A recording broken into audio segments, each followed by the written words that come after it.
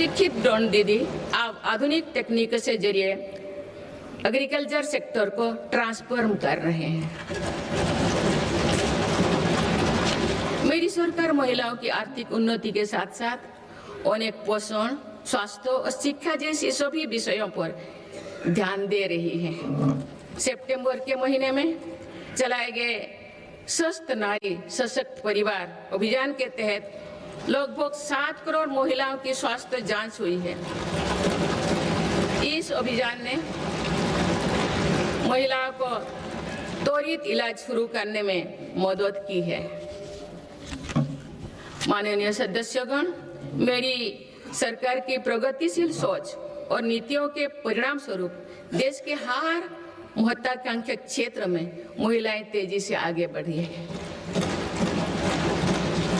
इसी दिशा में कुछ ही महीने पहले देश ने एक और बड़ा माइलस्टोन हासिल किया है। राष्ट्रीय शिक्षा अकादमी यानी एनडीए में महिला कैडेट्स का पहला बैच पास आउट हुआ है। इससे ये विश्वास और मजबूत हुआ है कि देश के विकास और सशक्तिकरण में नारी शक्ति सबसे आगे खड़ी है। माननीय सदस्यगण, श्री गुरु तेग बहादुर जी ने हमें सिखाया है, भय काहू को देत नय, नय भय मानत आन, यानी हम ना किसी को डराएं और ना किसी से डर कर जिए।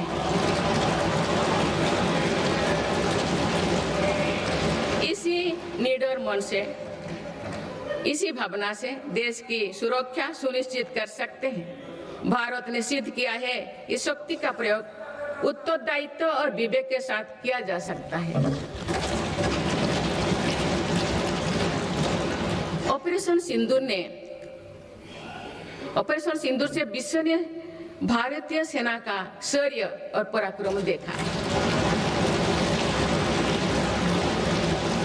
हमारे देश ने अपने संसाधनों के बल पर आतंकियों के अड्डे को ध्वस्त कर दिया है।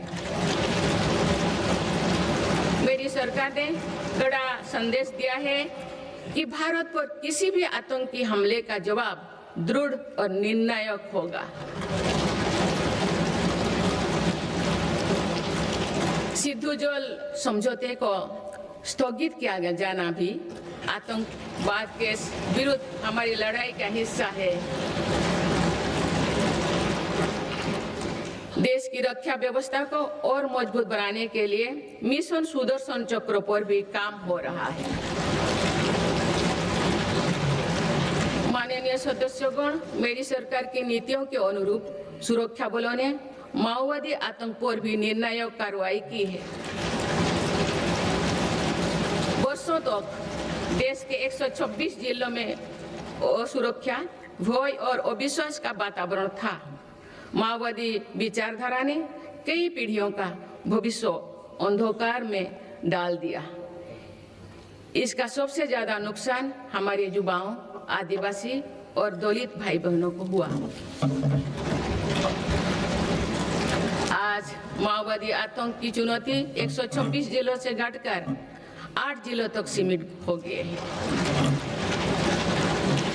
इनमें भी 3 जिले ही ऐसे हैं जो गंभीर रूप से प्रभावित है। इस एक साल में माओवादी से जुड़े लगभग 2000 लोगों ने आत्मसमर्पण किया है।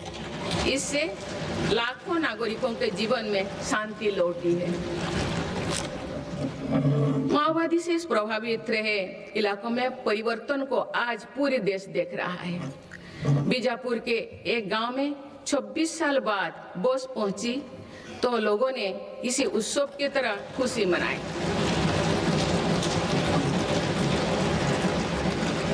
बस्तर ओलंपिक में युवा बढ़ चढ़कर हिस्सा ले रहे हैं। हथियार छोड़ चुकी व्यक्ति आज जगदलपुर में पंडुम कैफे में लोगों की सेवा कर रहे हैं। माननीय सदस्यगण, मेरी सरकार ये सुनिश्चित कर रही है कि जो लोग हथियार छोड़कर मुख्यधारा से जुड़े हैं उनका जीवन पटरी पर लौटे। वो दिन दूर नहीं जो देश से आतंकवाद, आतंक पूरी तरह से समाप्त हो जाए। माननीय सदस्यगण, गुरुदेव रविंद्रनाथ टैगोर ने कहा था कि आजादी तब तक अधूरी है जब तक आत्मनिर्भरता का जीवन ना जिया जाए। मेरी सरकार भारत को आत्मनिर्भर बनाने की दिशा में निरंतर और ठोस प्रयास कर रहे हैं। आज मेक इन इंडिया के विजन के साथ बने उत्पाद दुनिया के अलग अलग बाजारों तक पहुंच रही है। स्वदेशी को लेकर भी देशवासियों में बहुत उत्साह है। माननीय सदस्यगण, पीएलआई योजना से अभी तक लगभग 2 लाख करोड़ रुपया का निवेश आकर्षित हुआ है। साथ ही 17 लाख करोड़ रुपए से अधिक का उत्पादन हुआ है। भारत का इलेक्ट्रॉनिक सेक्टर अभूतपूर्व गति से विकास कर रहा है। बीते 11 वर्षों में इलेक्ट्रॉनिक्स प्रोडक्शन में 6 गुना वृद्धि हुई है। आज ये 11 लाख करोड़ रुपया का हो चुका है। वर्ष 2025 में भारत का डिफेंस प्रोडक्शन 1.5 लाख करोड़ रुपया से पार हो चुका है और डिफेंस एक्सपोर्ट भी रिकॉर्ड 23,000 करोड़ रुपया से ऊपर चल गया है। ऑपरेशन सिंदूर के बाद made in India defence platform पर भरोसा मजबूत हुआ है। माननीय सदस्यगण, निवेश और निर्यात के मामले में भारत की वैश्विक हिस्सेदारी निरंतर बढ़ रही है। बीते 11 वर्षों में भारत में लगभग $750 बिलियन का एफडीआई आया है। मेरी सरकार भारत में नई सेक्टर्स को प्रोत्साहित दी रही है। आधुनिक मैन्युफैक्चरिंग और भविष्य की टेक्नोलॉजी के लिए माइक्रोचिप में आत्मनिर्भरता बहुत आवश्यक है। वर्ष 2025 में 4 और सेमीकंडक्टर मैन्युफैक्चरिंग यूनिट को मंजूरी दी गई है। भारत में 10 ऐसे फैक्ट्रियां आने वाले समय में अपना काम शुरू करने वाली है। भारत अब नानो चिप निर्माण के लिए भी बड़े कदम उठा रहे हैं। माननीय सदस्यगण, चिप के अलावा एक और बहुत बड़ा क्षेत्र है जिसको लेकर मेरी सरकार ने मिशन मोड पर काम शुरू किया है। राष्ट्रीय क्रिटिकल मिनरल्स मिशन से जरूरी मिनरल के लिए विदेशों पर निर्भरता को कम किया जा रहा है। माननीय सदस्यगण, अतीत में भारत समुद्री व्यापार की एक महाशक्ति हुआ करता था, लेकिन गुलामी के बाद दशकों की उपेक्षा के कारण आज भारत का 95% व्यापार विदेशी जहाजों पर होता है। इस पर हर वर्ष 6 लाख करोड़ रुपया से अधिक खर्च होते हैं। मेरी सरकार इस स्थिति से देश को बाहर निकालने में जुटी है। शिपिंग सेक्टर के लिए सरकार ने करीब 70,000 करोड़ रुपया का ऐतिहासिक पैकेज घोषित किया है। बड़े जहाजों को इंफ्रास्ट्रक्चर का स्टेटस दिया गया है।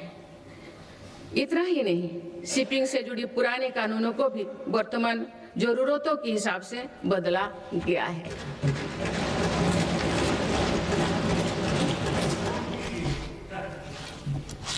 माननीय सदस्यगण,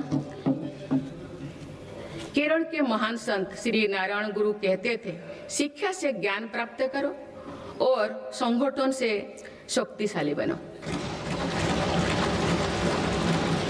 क्योंकि एक राष्ट्र जब सपने देखता है तो उन सपनों का दृष्टा भी उस राष्ट्र का युवा होता है।